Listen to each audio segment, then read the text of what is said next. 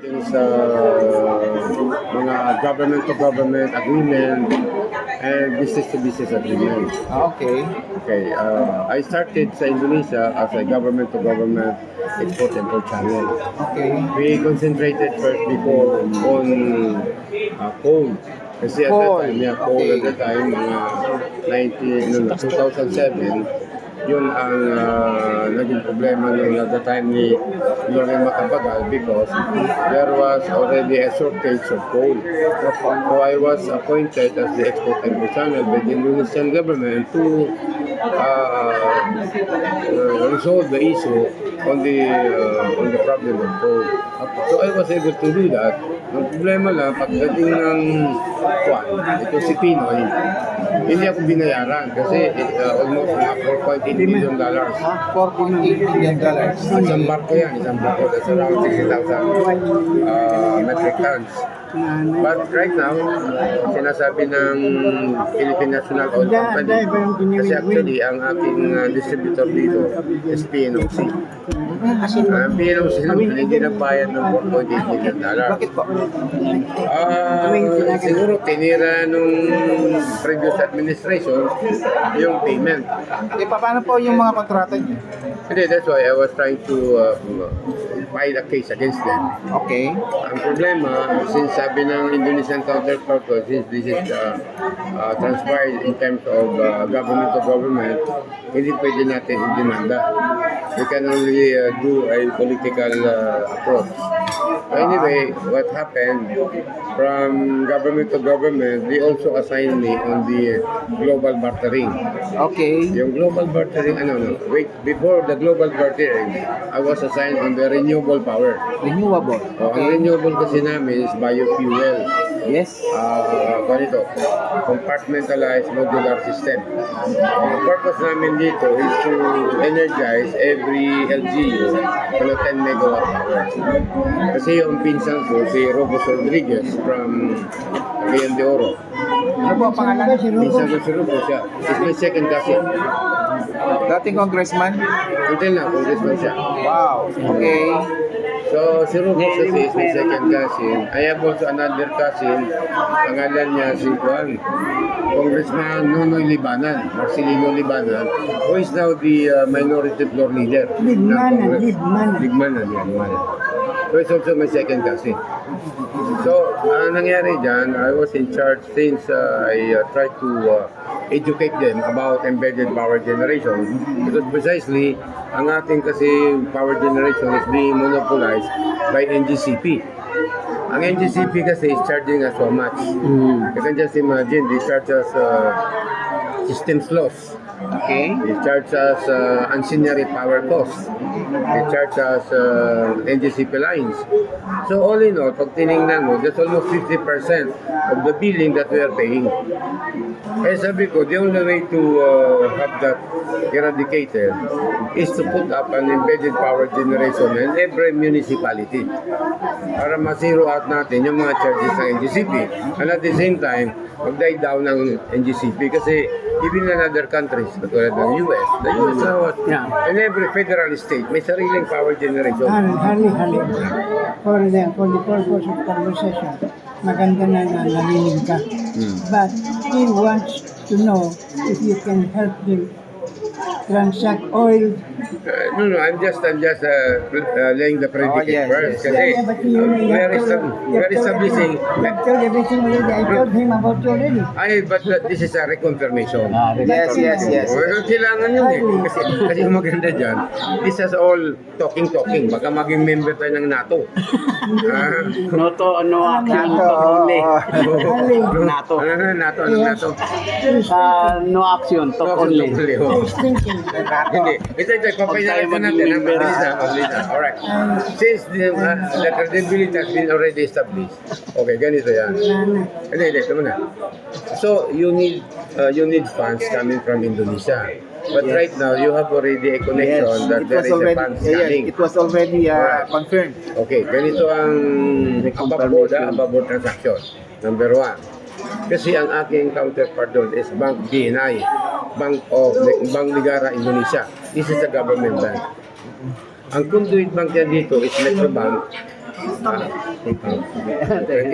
Okay. Metrobank and the bank institution natin, Land Bank, DBP. DBP yan.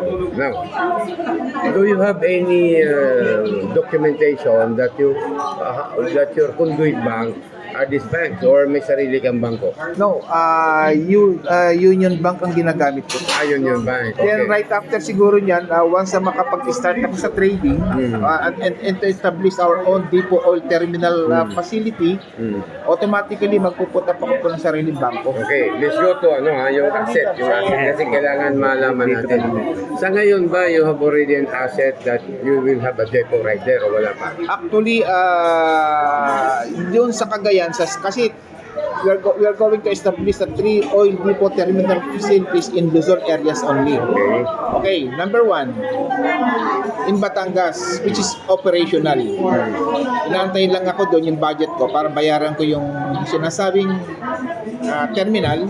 Ay, pero ibig sabihin terminal nyo, rental lang yun or No, why? actually, nag-stop siya ng operation. Pero that is your own terminal or No. so rental lang yun ang gagawin mo? Hindi. Babayaran ko po yung ano. I have to pay. Yeah. Yes. Buy out. Buy out. Papayout ko. Kausap ko na sila. Okay. Second is in Bataan. Kasalukuyan ang nagre-rent doon is Total, pero nag-stop. There's something wrong with their government problem. Ika nga.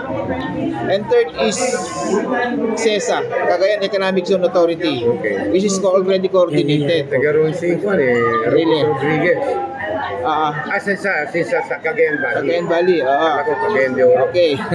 Ngayon, actually, anytime next week, naka-ready sila sa akin. Pero ang problema lang dito is yung legalization Legalization of what? ng mga dokumento to legalize.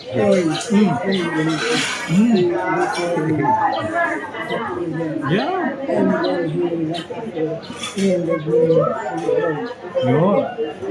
So okay na yung deal nyo for oil, ha? Kayo na magbahala dyan. Bigyan nyo lang ako ng isang boteng oil. Healing oil. Heating oil. Oo. Okay po. Sige. Take care.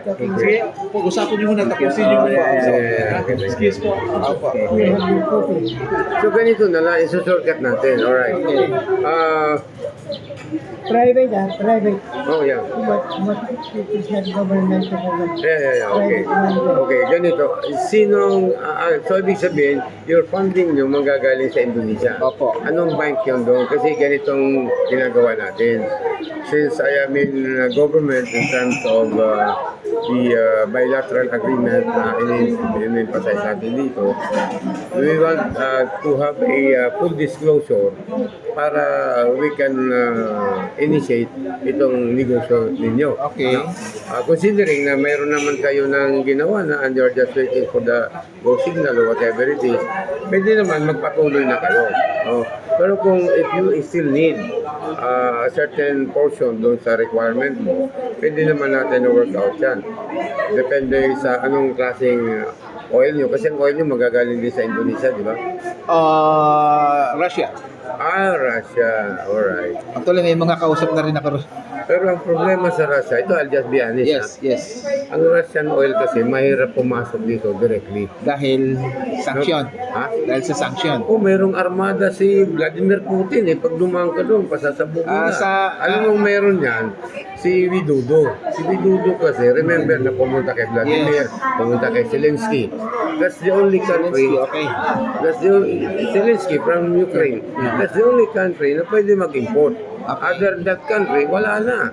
Sa Ukraine. Hindi, meron din po sa may Kazakhstan. Hindi mo, huwag ka maniwala doon sa Kazakhstan. Hindi ka na-deliver. Kasi ako, ganito I'll be honest kasi tayo, we're talking here in front of the church.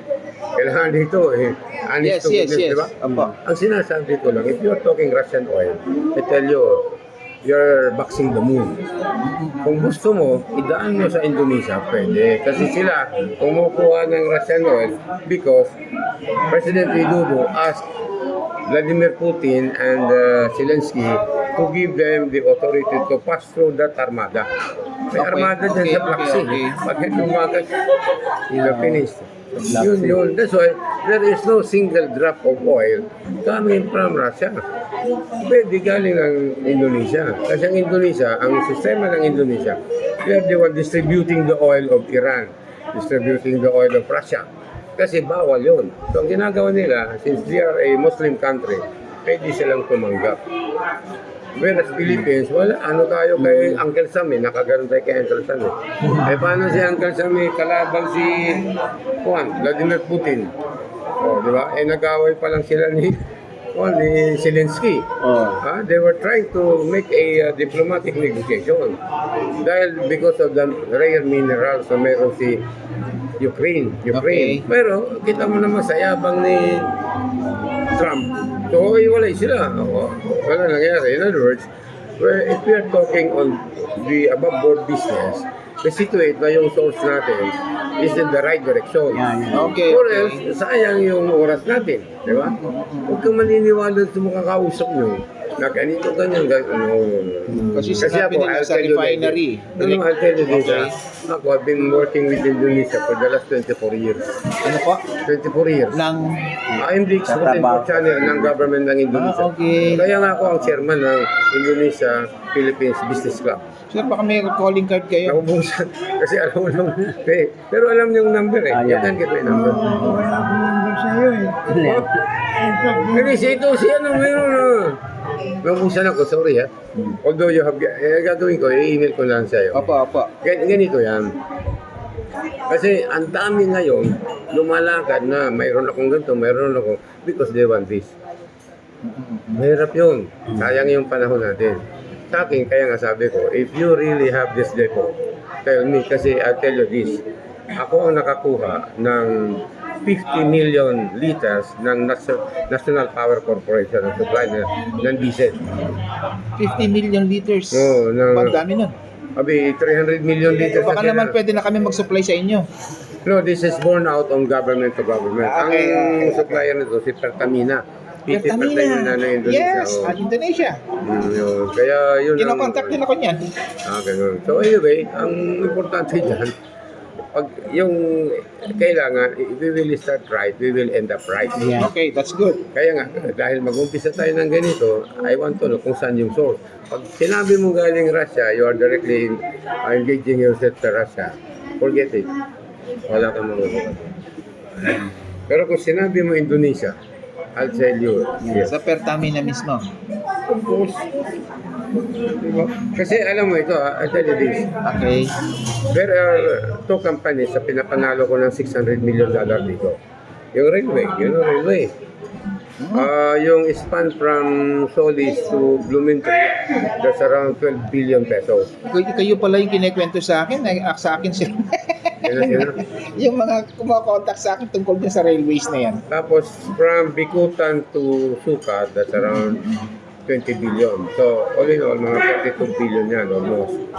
Ngayon, ako kasi although that was bidding, pero alam mo naman, sa bidding, ay sometimes it is you know, but not what you know. Okay. Baka ano sa bidding eh. Yes. Pero That's correct. hindi ko naman sinasabi na gumawa tayo ng ano. Kasi nagkataon, yung secretary ka na bago nag-resign lang, si Secretary Bautista, is a Rotary brother of mine. Rotarian yun eh. Ay, nung dinala ko yung joint venture sa kanya, isa lang naman tinanong niya, if you can finish that early with quality and good quantity also, then there's no reason why hindi kayo mananalo. So, nanalo kami kasi ang labanan, panahon kasi ni Duterte, ang labanan ng panahon ni Duterte, mataasan ang bidding. Pag mataas ang bid mo, panalo ka. Correct. Si Marcos, iba. Yung bidding na bababaan, di ba? Bababa kami. Kaya nalo kami, panahon na ni Marcos. So, Andito lang kay BBM. so yun ang isang nagawa ko sa Indonesia. That is the first construction project na nakakuha sila. Lahat ito state-owned company, owned by the state. Ngayon, pangalawa, yung Bukit Asam also, we were able to deliver worth 20 billion pesos of gold sa PNOC. Kaya lang bandang uli, hindi ako binayaran. 250 million yung bayad. Bakit po palagi kayong hindi binabayaran? Ay, alam mo naman, pag government to government Yun ang kasi, problema sa ang- government. Pero hindi yun. Pwede naman natin habulin. Kasi they can be charged of syndicated estafa. Pero it takes time. Oh, it doesn't matter kasi ang government na yun, both of them are moneyed company. I mean, may mga pera yun eh. Kaya ko lang, Can this be dealt privately? kaya, but the problem is like this. The problem is, ito na, kung sinabi ni ang first name mo si Ricardo, sabi niya, ang source ng oil niya is from Russia. Sa noon, na ngayon, Kasi Indonesia. ngayon, di ba? Noon na yan, wala na. Sige, assuming na natin na ikaw yung sa oil, source ng Okay. commodities. Assuming kung ako ang source ng commodities, kailangan you have to show me your financial documentation kasi tatlo dapat ang no offense yun, ha? No offense yun. Number one, you should be financially stable. Number two, you should be legally viable dyan, ano? Na number three, you should be technically capable. Okay. Pag mayroon ka nito, then we can start the negotiation.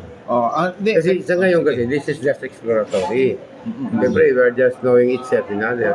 But anyway, yung next meeting natin, show me the three items. You have the legal documents, you have the financial documents, and you have also the technical documents. Why? Kasi kung meron ka niyan, wala kang problema sa source ng oil from Indonesia. Pero kung wala tayo niyan, again, let's forget it kasi mahirap eh. Number one, he is already registered with SEC. Yes, what's the name of your... It does, What's the name of your company? Universal Energy Petroleum. Mayroon na. Hindi, wala problema. Ang point ko lang dito kasi, kailangan natin, bibigyan natin doon for due diligence. Kasi dadaan sa embassy Natural yan. yan, okay. O, embassy ang ano to. Kasi ako yung Indonesia Philippines Business Association chairman eh. Eh siyempre, kailangan niya ipapasok kumbaga sa ano. Ako si Poncio Pilato. Pagkakabigay ko nun. Ngayon, kasi Pag sinabi ng embassy, walang problema ito, Hardy. Then, go. Diba? Okay, may isang sasabihin. O, ano. Sige. Ngayon din kasi napag-usapan namin, kailan ba tayo nag-meeting? Friday? 2 days. To this ago, Friday. 2 days ago, Friday. Okay, ganito kasi napag-usapan namin. Kasi actually, we are looking also for a fund. Nang? Fund. Okay. Okay? Ang sabi kasi ni attorney, taga-Indonesia daw kayo, baka daw pwede kayo mag-fund tungkol dito. Akala ko meron na kayong pondo. That's why. Actually, meron na. Okay. Oy. That's why, Oo. yan ito. Sabi mo naman,